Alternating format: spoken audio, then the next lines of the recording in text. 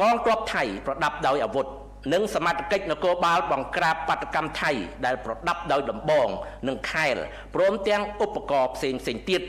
បានចូលមករាយបន្លាលុះសារជាថ្មីទៀតនៅក្នុងភូមិសាស្ត្រភូមិព្រៃច័ន្ទឃុំអូ3ជាន់ស្រុកអូជ្រៅខេត្តបន្ទាយមានជ័យដើម្បីពាត់យកដីដែលប្រជាពលរដ្ឋខ្មែរបានរស់នៅនិងអាស្រ័យផលជាយូរមកហើយ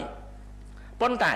ប្រជាពលរដ្ឋដែលនៅទីនោះបានចេញមករៀបរៀងដើម្បីការពារដីរបស់ខ្លួននិងបានរើបន្លាលុះទាំងនោះចេញវិញ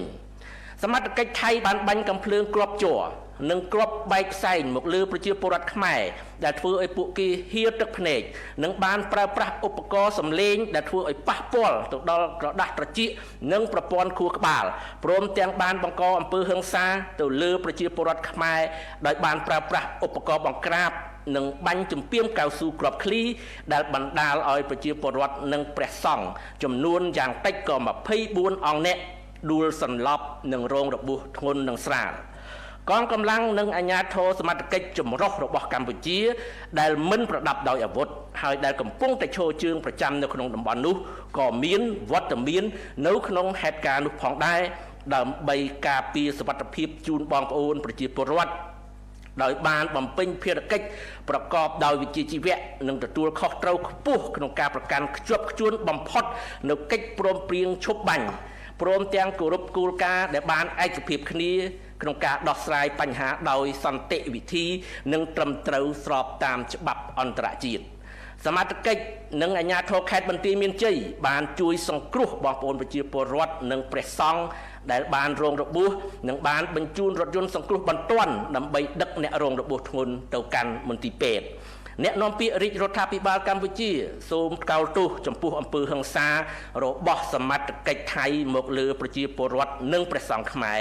ព្រមទាំងអំពាវនាវឲ្យអាជ្ញាធរថៃបញ្ឈប់ទង្វើរំលោភបំពាននិងអំពើហិង្សាទាំងអស់នេះជាបន្ទាន់និងទាមទារឲ្យភាគីថៃគោរពកិច្ចព្រមព្រៀងឈប់បាញ់គោរពស្មារតីនៃកិច្ចប្រជុំ GBC និង RBC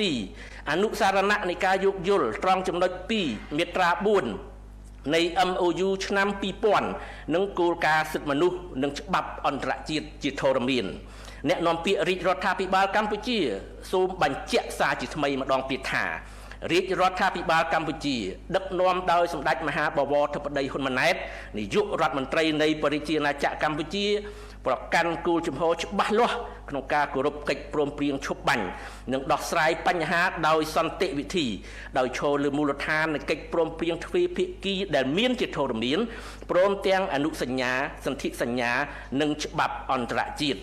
និងសូមអំពាវនាវដោយទទូចឲ្យភាគីថៃគោរពគោលការណ៍ទាំងអស់នេះដូចគ្នាដែរដើម្បីរក្សាបទឈប់បាញ់និងកាត់បន្ថយភាពតានតឹងក្នុងការប្រឈមមុខដាក់គ្នា